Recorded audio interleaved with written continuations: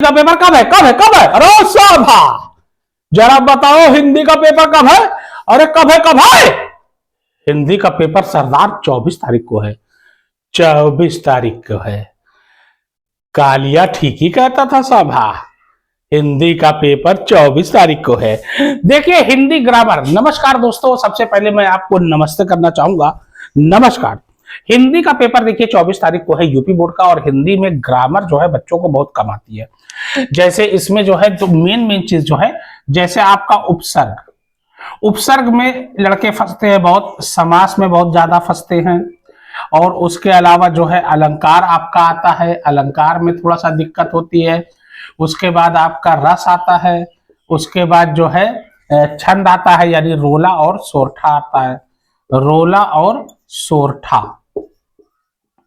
उसके बाद आपका वाक्य आता है, और उसके बाद आपका वाच्य आता है, और उसके बाद जो है आपका विभक्ति विभक्ति विभक्ति और वचन, यानी एक वचन है कि बहुवचन है कि द्विवचन है। और विभक्ति में मैं बता देता हूं तद वाला आपका आएगा, ये भी सुन लीजिए आप। तो थोड़ा सा आप लोग को ध्यान देना है। देखिए ग्रामर में आप एक वर्ड का आंसर होता है, बहुत हुआ, एक सेंटेंस का हुआ, वैसे भी आपको जो है फिलअप करना है। तो जाहिर सी बात है ओएमआर शीट पे फिलअप करोगे तो सही फिलअप करोगे तो नंबर पाओगे, नहीं करोगे तो नहीं पाओगे। एक नंबर का रहता है। और ग्रामर आपकी आएगी बहुविकल्पी में, वास्तुनिष्ठ में, यानी एमसीक्यूज में, एक नंबर की। बाकी और कहीं ग्रामर आपकी नहीं आएगी। बाकी तो पत्र वगैरह आता है, ऐसे आता है, वो तो अलग चीज है, वो तो लेखन में आएगा। लेकिन इसमें जो आएगा ना वो एक नंबर का रहेगा। आपको खाली क्या करना है, सर्किल को फिलअप करना है। जैसे ए बी सी डी, यहां गोला, यहां गोला, यहां गोला, यहां गोला, ये आपका दे दिया कौन सा, मान लीजिए आपका क्वेश्चन नंबर 1।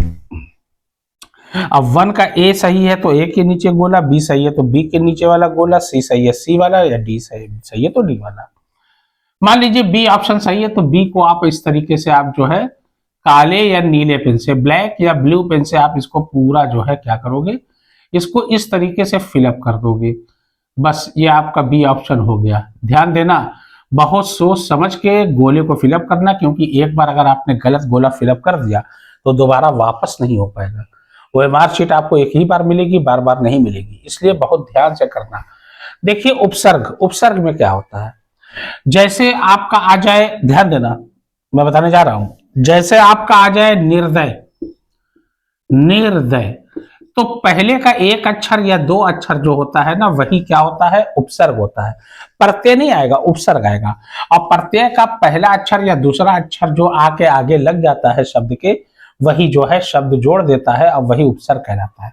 निर्दय, तो इसका अगर आप संधि करो तो ये होगा निर अब प्लस दय।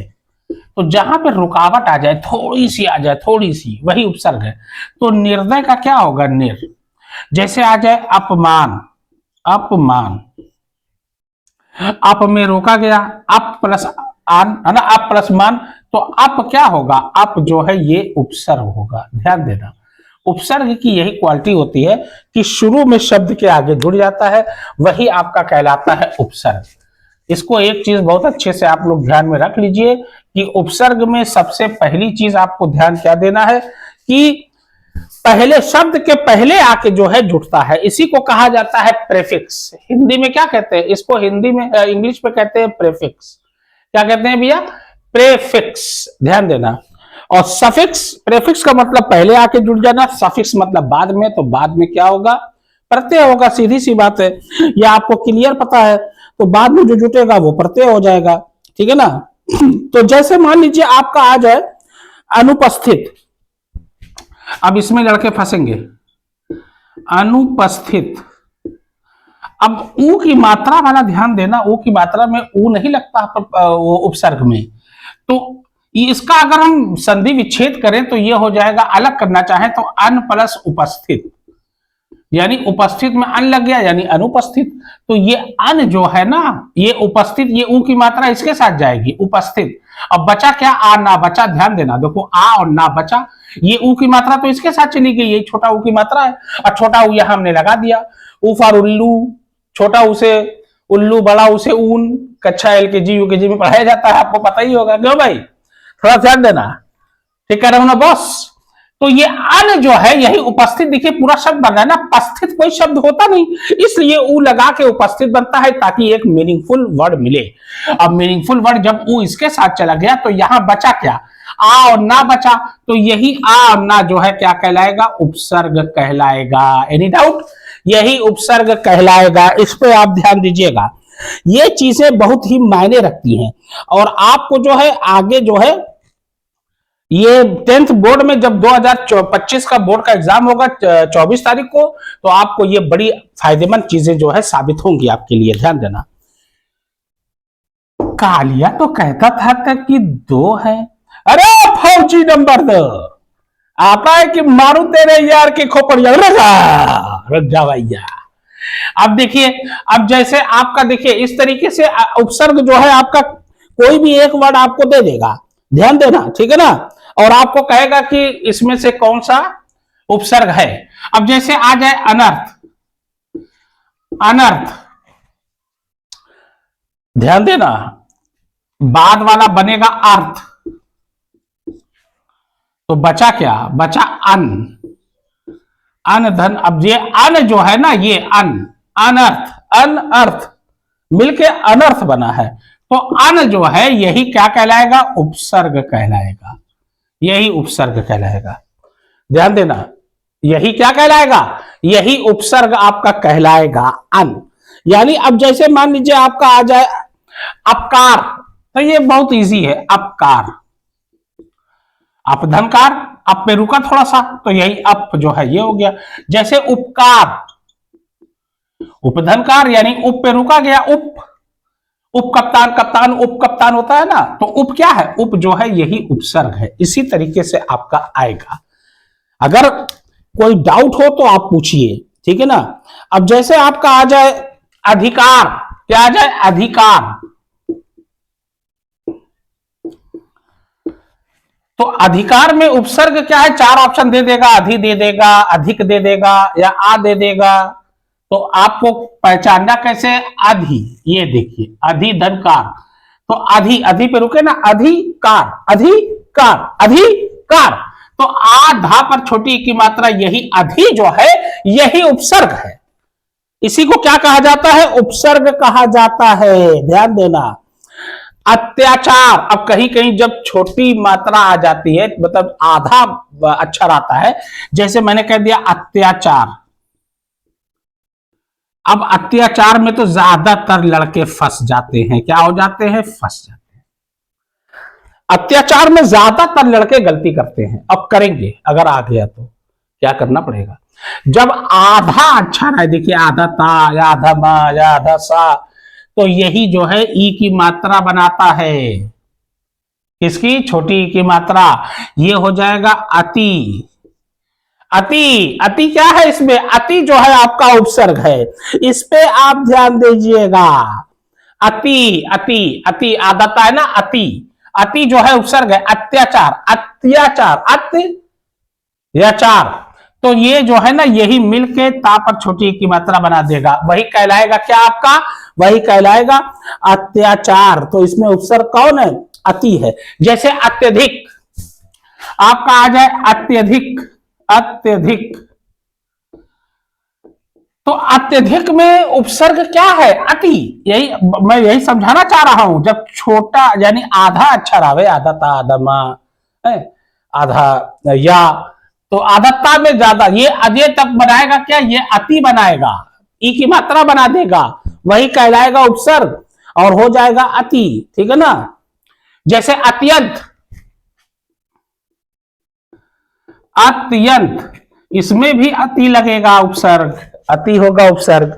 इस तरीके से आपको उपसर्ग को पहचानना है और अच्छे से करना है, बाकी तो मैंने आपको बता दिया। जैसे आ जाए परिजन, परिजन, जैसे परिजन लोग होते हैं ना, परिवार के लोग, परिजन, परिजन, पहले परि जहां पर रुके, सेकंड का 100वां हिस्सा जहां रुकेंगे वही वही जो 2 अक्षर या 1 अक्षर होगा वही कहलाएगा उपसर्ग, तो परि इसका हो जाएगा उपसर्ग।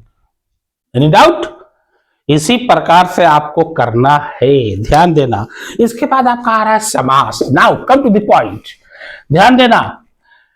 देखिए यहाँ पे हिंदी का पेपर जो है ना बहुत इजी होता है, ध्यान देना। हिंदी का पेपर से इजी पेपर जो है क्लास 10th में कोई नहीं होता। यकीन मान लो दोस्त, सोह तोड़े पीत पट श्याम सलोने गात मनो नीलमणि शैल पर आतप परियो प्रभात। जिसको हिंदू धर्म की जानकारी ज्यादा होगी वही हिंदी में आसानी से समझ पाएगा, कर पाएगा। ग्रामर तो खैर ग्रामर में समझना है, लेकिन बाकी सब में तो हिंदू धर्म की अच्छी नॉलेज आपको होनी चाहिए। जैसे देख लीजिए कबीरदास, तुलसीदास, रस खान, बिहारी, तमाम लोग को, ठीक है। समास बहुत इंपॉर्टेंट है, one of the most important chapter जो है ये हिंदी का माना जाता है समास। ये तो आईएएस पीसीएस में पूछता है, ध्यान देना। आप में 4 समास है, सुन लीजिए। सबसे पहले आता है मान लीजिए द्विगु समास, क्रम से तो खैर चलिए द्विगु समास।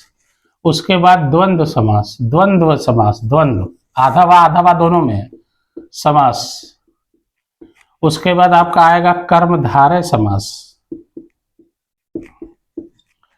और उसके बाद आपका लास्ट में रहेगा द्विगु बहुव्रीहि समास, बहुव्रीहि समास।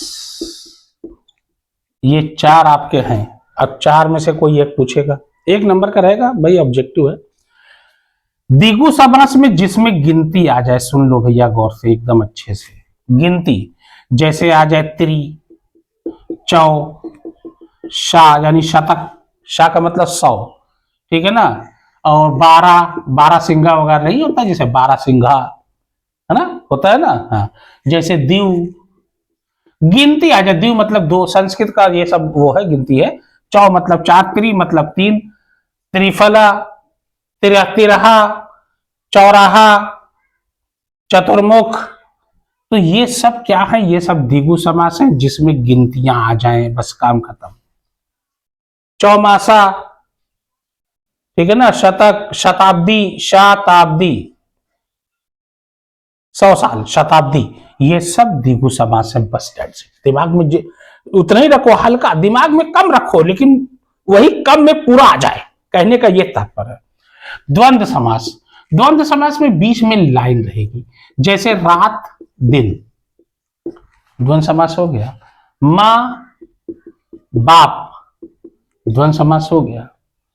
अमीरी गरीबी या अमीर गरीब, अमीर गरीब, द्वंद्व समास हो गया। राजा रंग, राजा रंग, द्वंद्व समास हो गया। धूप छांव, द्वंद्व समास हो गया। ये लकीर है और मतलब अपोजिट वर्ड भी रहे, अमीर गरीब अपोजिट है, माँ बाप है, रात दिन है, धूप छांव है, ये सब क्या है, ये सब द्वंद्व समास है, नोट कर लो। उसके बाद कर्मधारय समास, जहां पहला पद प्रधान होता है उसी को कहते हैं कर्मधारय समास। जैसे प्रधानाचार्य, प्रधानाचार्य यानी प्रिंसिपल, यानी सभी टीचरों का सबसे ऊंचा, हेड मास्टर जिसको कहा जाता है, मास्टरों का हेड। तो पहला ये देखिए प्रधानाचार्य, प्रधान धनाचार्य, तो ये क्या है, ये कर्मधारय समास है। कर्मधारय समास इसी को कहा जाता है माय डियर।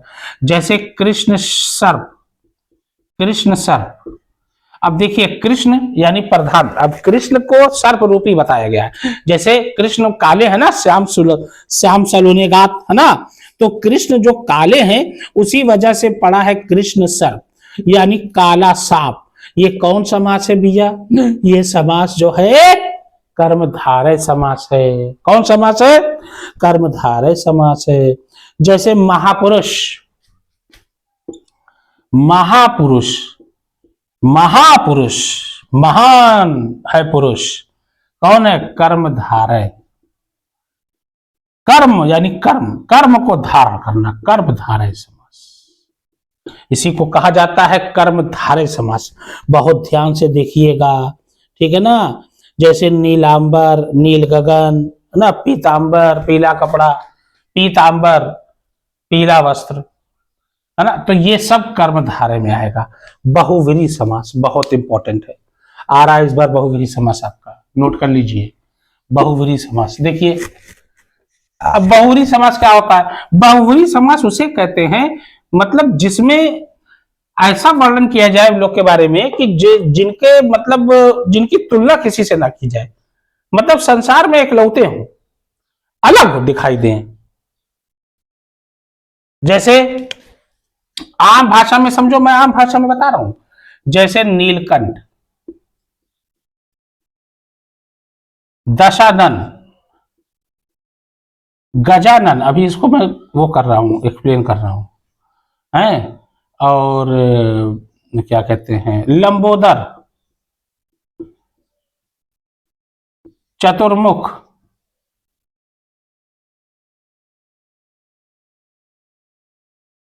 उसके अलावा जो है नीलकंठ, दशानन, गजानन, लंबोदर, चतुर्मुख हो गया, और वो क्या कहते हैं, अरे चतुर्मुख हो गया, लंबोदर हो गया, और ये चक्र चक्र पाड़ी या चक्रधारी, ये भी समझ लीजिए, चक्रपाणी या चक्रधारी, ये बहुव्रीहि समास में आएगा, थोड़ा सा ध्यान दीजिएगा। चक्रपाणी भी कहते हैं, जैसे विष्णु भगवान क्या थे, चक्रपाणी थे। चक्र है पाड़ी में जिसकी, जिसके पाड़ी में चक्र ये घुमाते हैं, घर घर घर घर घर घर, वही जो है चक्रपाणी कहलाता है। चक्रधर हो गया, समझ रहे हो कि नहीं। और उसके अलावा जो है दशानन तो मैंने बता ही दिया है। तो इस तरीके से जो आएगा वो क्या कहलाएगा, बहुव्रीहि समास कहलाएगा। ध्यान देना। नीलकंठ, नीला है कंठ जिसका, अरे त्रिनेत्र, भाई मैं सोच रहा था एक चीज भूल रहा हूं, त्रिनेत्र, नीला है कंठ जिसका, तो नीला कंठ किसका है, शिव भगवान का, है ना। अमृत समझ के विष को पी गए थे, पूरा कंठ नीला पड़ गया था। दशानन, 10 सिर वाला, 10 मतलब 10, आनन मतलब सर, 10 सिर वाला आनन, तो कौन है, रावण है, रावण के सिवा कोई दूसरा था ही नहीं। गजानन, गज मतलब हाथी, आनन मतलब सर, यानी हाथी का सर, कौन, गणेश जी, ये भी दुनिया में अकेले हैं। तो ये सब बहुव्रीहि है। लंबोदर, लंबा है उदर जिसका, नाक जिसकी लंबी है, नाक में कौन आएगा भाई, हाथी की लगी थे सर, अब हाथी का पूरा सर चेहरा लगेगा तो सूंड भी हाथी की आएगी, और सूंड जो है लंबी होती है भाई उधर, तो हाथी वाला, हाथी की तरह जो हाथी का जो उधर है वही गणेश जी का था। तो कौन समास है, सीधी सी बात है, बहुव्रीहि समास है। गणेश जी, शंकर भगवान ने उनका सर काट दिया था क्रोधित होके ना, जो उनकी माँ जो थी, क्या नाम है, पार्वती, नहा रही थी, और उन्होंने अपने पुत्र से कहा था कोई भी आए उसको आने मत देना। अब ये भूल गई, शिव का नाम नहीं ली, अब शिव जो है, शिव को मना कर दिया गणेश जी ने, शिव क्रोधित हो गए। तो ये हो गया। चतुर्मुख, 4 मुख वाला, जैसे ब्रह्मा, आपने देखा होगा फिल्मों वगैरह में, सीरियल वगैरह में, वो फूल पर बैठ के आते हैं, लंबी लंबी दाढ़ी, व्हाइट व्हाइट, कौन है वो, ब्रह्मा जी हैं। 4 मुंह, 3 आगे 1 पीछे। चक्रपाणी, चक्र में पाड़ी है जिसके, यानी विष्णु भगवान। चक्रधर यानी चक्र को धारण करने वाला विष्णु भगवान या कृष्ण भगवान, वही विष्णु का अवतार राम, राम के अवतार कृष्ण। त्रिनेत्र, 3 नेत्र वाला, त्रि मतलब 3, यानी ये दिगु भी है, दिगु भी है, देख लीजिए, गिनती आ जाए दिगु तो है ही है। तो ऐसे में दिगु या बहुवीर में से कोई एक समास नहीं देगा ऑप्शन में, क्योंकि दोनों है ना ये, या ए बी या बी सी दोनों करके दे दे, ऐसे भी दे सकता है। तो ये ये बहुव्रीहि समास भी है और दिगु समास भी है। तो इस तरीके से आपका ये आएगा, थोड़ा सा ध्यान दीजिएगा। अलंकार में लड़के बहुत फंसते हैं, और अलंकार में फंसने का सबसे बड़ा कारण है कि एक ही जैसे अलंकार सब लगते हैं, इसीलिए लड़के उसी में गच्चा खा जाते हैं। देखिए 3 अलंकार आपका है, फिर से मैं बता रहा हूं, 3 अलंकार बस, आपको ज्यादा अभी पढ़ने की आवश्यकता नहीं है। उपमा है, रूपक अलंकार है, और उत्प्रेक्षा अलंकार है, बस ये 3 अलंकार आपको पढ़ना है बस। कितने अलंकार पढ़ने हैं भैया, 3 अलंकार। तुम 3 थे और वो 2, फिर भी खाली हाथ, क्या समझ कर आए थे कि सरदार बहुत खुश होगा, शाबाशी देगा, क्यों, अरे स्वाभा। देखिए 3 अलंकार है, उपमा है, रूपक है, और आपका लास्ट वाला जो है उत्प्रेक्षा अलंकार है। अब 3 अलंकार में से आपको अलंकार को समझ के लिखना है और उसको पहचानना है, किस तरीके से आपको करना है, ये मैं आपको बताने जा रहा हूं। तो अलंकार में लड़के जो है ना बहुत बुरा फंस जाते हैं। कहीं कहीं ये मैंने पाया है कि अलंकार में उनको दिक्कत होती है। तो अलंकार में आप दिक्कत ना करिए, थोड़ा सा ध्यान दीजिए। देखिए अलंकार में आपको करना क्या है, जैसे सबसे पहले कौन सा अलंकार है, उपमा अलंकार है। तो उपमा अलंकार में क्या होता है, जहां किसी वस्तु की या व्यक्ति की किसी दूसरे वस्तु या व्यक्ति से गुणों के आधार पर समानता या तुलना की जाए, वही उपमा अलंकार है। उपमा, उसी को कहा जाता है उपमा अलंकार। जहां किसी वस्तु या व्यक्ति को किसी अन्य वस्तु या व्यक्ति से समान गुण धर्म के आधार पर तुलना की जाए या समानता बताई जाए, वहां उपमा अलंकार होता है। अब उपमेय और उपमान क्या है? उपमेय उसको कहते हैं जिसकी की जाए, जिसके बारे में कहा जाए, और उपमान उसको कहते हैं जिससे तुलना उसकी असमानता कराई जाए। जैसे मेरी तुलना की गई मान लीजिए चांद से, या मेरे चरण की तुलना कर दी गई कमल से, तो हम उपमेय हैं। उपमान कौन हुआ? कमल या चांद। समझ रहे हो कि नहीं? यहां पे मतलब समझिए पहले, उपमेय और उपमान में लड़के बहुत फंसते हैं, और ऐसा ही आपको देना है, उपमेय और उपमान, ये दो चीज में लड़के ज्यादा फंसते हैं। उपमेय का मतलब है जिस वस्तु की समानता बताई जाती है, जिसकी बताई जाए, जिस वस्तु या व्यक्ति की बताई जाए,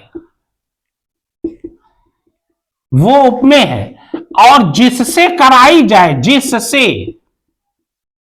जिससे कराई जाए, वो उपमान है।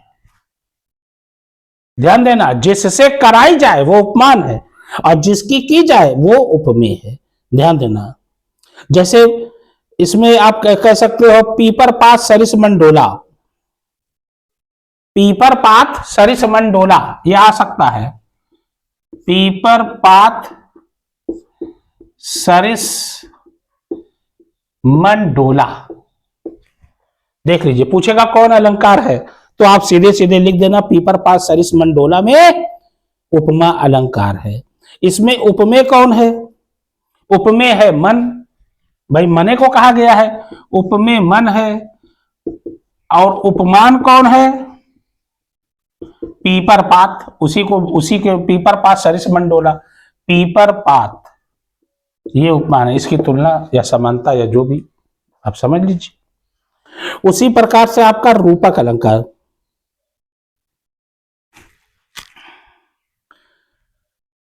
भेद रहित आरोप होने के बाद भी उसमें जो है समानता, अभिन्नता, समानता प्रकट की जाए, उसी के अनुसार बता दिया जाए, वही चीज उपमेय को ही उपमान बता दिया जाए। सुन लो, ऐसे समझो, उपमेय को ही क्या बना दिया जाए? उपमान।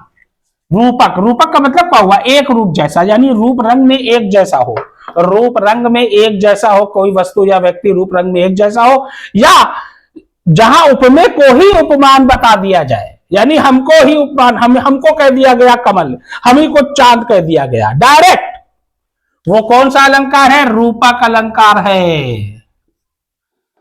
अब रूपक अलंकार में जैसे आप दोगे चरण कमल बंदो हरि राई, चरण कमल बंदो हरि राई, यानी हरि का मतलब कृष्ण, कृष्ण का नाम हरि था, कृष्ण का नाम नंद गोपाला था, कृष्ण का नाम जो है सोहन, मोहन, समझ रहे हो कि नहीं, माखन चोर है, ये सब थे, नंद गोपाला सब थे इनका नाम। तो हरि के जो है चरण को ही कमल बता दिया गया। ये कौन अलंकार है? ये रूपक अलंकार है माय डियर, रूपक अलंकार हो गया, दैट्स इट। उत्प्रेक्षा अलंकार, जहां उपमेय में उपमान की संभावना प्रकट की जाए, मतलब एक संभावना बने कि हाँ ये हो सकता है, संभावना, उसे कहा जाता है उत्प्रेक्षा अलंकार। सीधी सी बात, ऐसे समझ लीजिए। उत्प्रेक्षा अलंकार का मतलब यही हुआ, ध्यान देना, जहां उपमेय में उपमान की संभावना की जाए वहां उत्प्रेक्षा अलंकार है। बस उपमेय में उपमान की संभावना की जाए, उपमेय में लिखना, उपमान की संभावना की जाए, उपमान की संभावना की जाए। वो कौन सा अलंकार है भैया? वो उत्प्रेक्षा अलंकार है। संभावना की जाए, क्यों भाई ठाकुर जी? वो वह उत्प्रेक्षा अलंकार है। क्यों भाई बॉस? है कि नहीं? अलंकार है। अलंकार का मतलब होता है कोई बड़ा चढ़ा के सुशोभित करके सजा बजा के लिख देना। सोहत ओढ़े पीत पर श्याम सलोने गात, मनो नीलमणि शैल पर आतप परियो प्रभात। सोहत, सोहत मतलब वही मोहन, सोहन कृष्ण का नाम है। पीत, पीत मतलब होता है पीला। पट मतलब वस्त्र, कपड़ा। वैसे भी पीतांबर उनको कहा जाता है, कृष्ण को वो पीला वस्त्र ही धारण करते थे, पीला वस्त्र। ठीक है ना? ध्यान देना। कृष्ण की पुकार है, ये भागवत का सार है कि युद्ध ही तो वीर का प्रमाण है। कौरवों की भीड़ हो या पांडवों का नीड़ हो, जो लड़ सका है वो ही तो महान है। तो देखिए, तो सोहत ओढ़े पीत पर श्याम सलोने गात, मनो नीलमणि शैल पर आतप परियो प्रभात। आतप परियो प्रभात। यहां पीला वस्त्र धारण किए हुए कृष्ण के श्याम शरीर, कृष्ण का काला शरीर था ना, पीला वस्त्र धारण करते थे कृष्ण। कौन सा वस्त्र धारण करते थे? पीला वस्त्र। और उनका कौन सा शरीर था? श्याम शरीर था। श्याम शरीर, भाई काला शरीर था उनका, श्याम शरीर उनका था, काला था।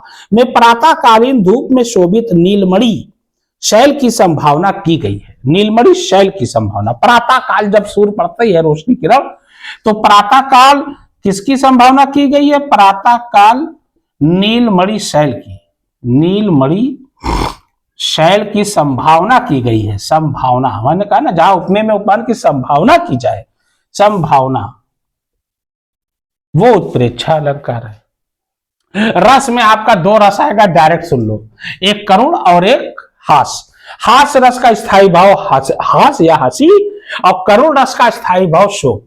हास रस का अस्थाई भाव क्या होता है? हास, या इसको हंसी भी कह सकते हो। और करुण रस का अस्थाई भाव पूछ सकता है, तो करुण रस का स्थायी भाव होता है शोक। ध्यान देना इस तरीके से, इस पे ध्यान देना, ये बहुत इंपॉर्टेंट है। ये इसमें लड़के फंसते हैं।